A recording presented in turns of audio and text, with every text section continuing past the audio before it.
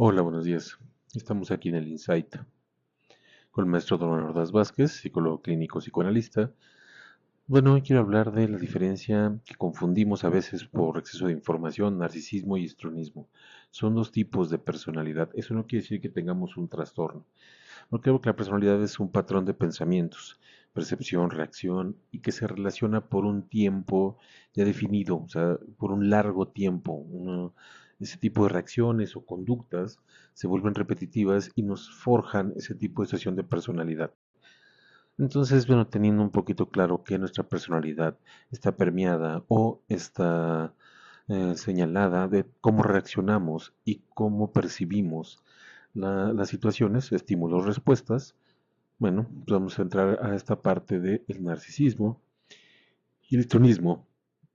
Va a definir un poco. Narcisismo. El trastorno narcisista de la personalidad se caracteriza por un patrón general de grandiosidad, necesidad de admiración y falta de empatía. Capacidad de admiración, falta de empatía, capacidad de conectar emocionalmente con los demás, que empieza al principio de la edad adulta y se da en diversos contextos. Histrionismo. La personalidad histriónica se caracteriza por la teatralidad, la dramatización y en general por una excesiva demanda de atención, buscando siempre la aceptación y el aplauso de otras personas. Entonces los dos buscan atención.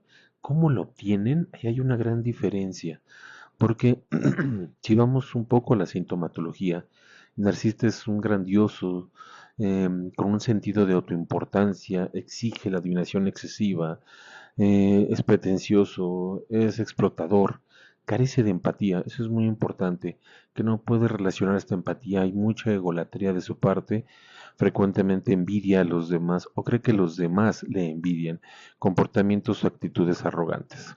Vamos al histrionismo, actuar de modo exageradamente seductor, preocupación excesiva por la apariencia física, necesidad de ser el centro de atención, estados emocionales cambiantes y superficiales, tendencia a dejarse influenciar por otras personas. Entonces, si vemos la forma de captar la atención, es donde encontramos las diferencias. Una parte importante de qué nos lleva a este tipo de situación de percepción de nuestra personalidad y poder generar un tipo de trastorno. Bueno, pues en las causas narcisismo puede haber una predisposición genética, maltrato psicológico de los padres o educadores, modelos paternos inadecuados y se puede generar este tipo de trastorno. ¿M? Dentro de causas también que nos pueden llevar a motivos de reconocimiento, importancia, solidaridad, autonomía, que no han sido cubiertos por los padres en la infancia. Quitan valor al niño, dándole sensación de poco o nulo valor, los motivos principales de ser importantes reconocidos y que quedan completamente frustrados. Entonces, la tolerancia a la frustración, eh, los maltratos, la forma en la que nosotros vemos o percibimos cómo nos hacían a querernos y cómo queremos a los demás y sentirnos queribles, va a ser una gran importancia para identificarnos de cómo relaciona nuestra personalidad. Entonces hay que separar narcisismo y histrionismo. Histrionismo, querer llamar la atención, sí, sí necesito eso, puedo hacer cosas que no son necesarias, que para tener el reconocimiento, regalar cosas, hacer. En cambio, el narcisista solo va a pensar en él y va a exigir ese tipo de situación. El narcisista a veces es más complicado que genere un tipo de tratamiento adecuado, tenga esa adherencia al tratamiento. ¿Por qué? Porque siente que no necesita. Entonces, bueno, una terapia psicológica siempre es bueno.